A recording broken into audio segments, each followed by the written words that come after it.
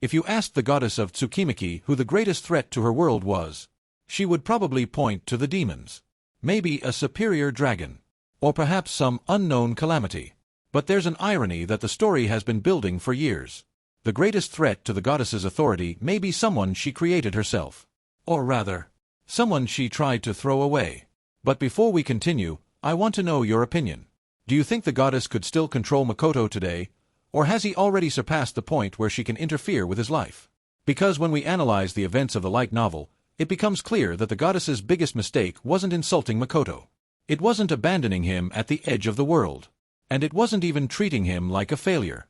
Her real mistake was failing to understand who she was rejecting. And it all started during their very first meeting. The goddess looked at Makoto and saw only his appearance. She didn't analyze his potential. She didn't analyze his origins. She didn't analyze his abilities.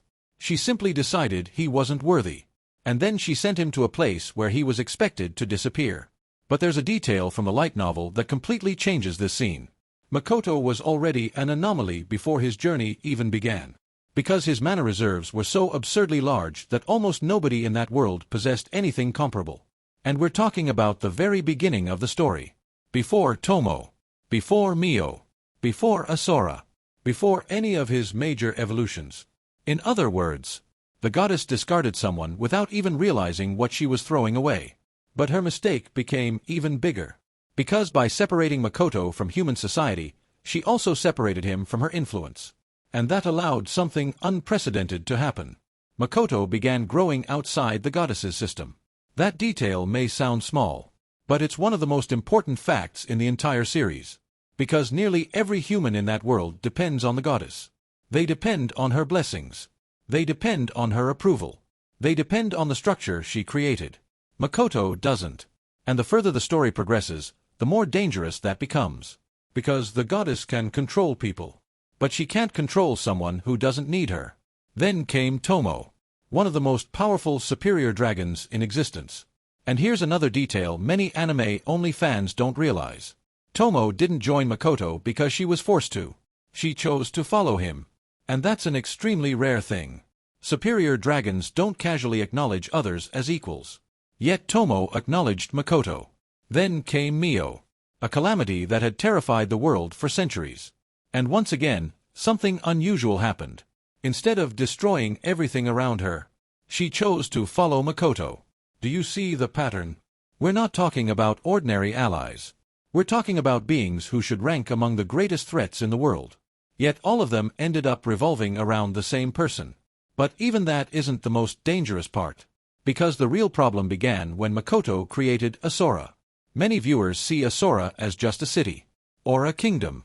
But the light novel reveals something much bigger. Asora is practically an independent world. A realm that continues to grow, expand, and evolve. Outside the direct influence of the goddess.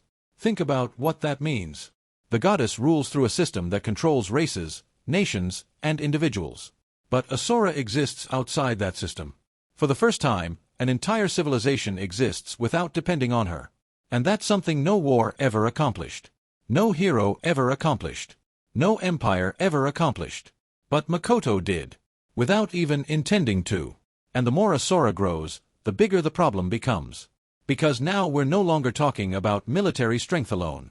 We're talking about influence, trade, research, innovation, development.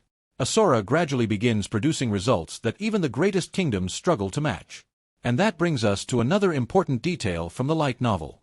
Makoto solves problems that the goddess ignores. Throughout the story, races discriminated against by humans find protection in Asora. People considered worthless find opportunities. Outcasts find a place to belong. And that creates a very uncomfortable comparison. Because the goddess claims to love the humans. Yet many of her decisions are driven by favoritism. Meanwhile, Makoto, who never wanted to rule anyone, ends up creating a far more stable environment for countless races. And that directly challenges her authority. But there's something even more concerning. Makoto's growth doesn't seem to have a clear limit. Numerous characters try to measure his strength. Try to understand his mana. Try to grasp his true potential. And fail. Because Makoto keeps evolving. Even after becoming one of the strongest beings in the story. Even after building Asora. even after gathering unbelievably powerful allies. He continues to grow. And that's why many characters begin viewing him as an anomaly. Something that simply shouldn't exist. And that's exactly where the goddess's mistake becomes a threat. Because she believed she was discarding someone worthless. Instead, she created a force she cannot control. A force that doesn't depend on her. A force that keeps growing. A force capable of influencing the balance of the entire world. And perhaps the greatest irony is this. For centuries, the goddess decided who deserved privileges. Who deserved opportunities. Who deserved recognition. Yet the person who poses the greatest threat to her position is the very one she rejected.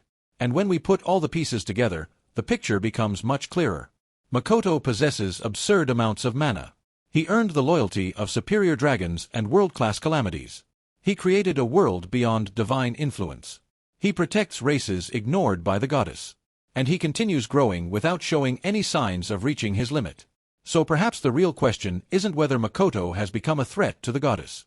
Perhaps the real question is, at what point did he stop being merely a threat, and start becoming someone capable of replacing her?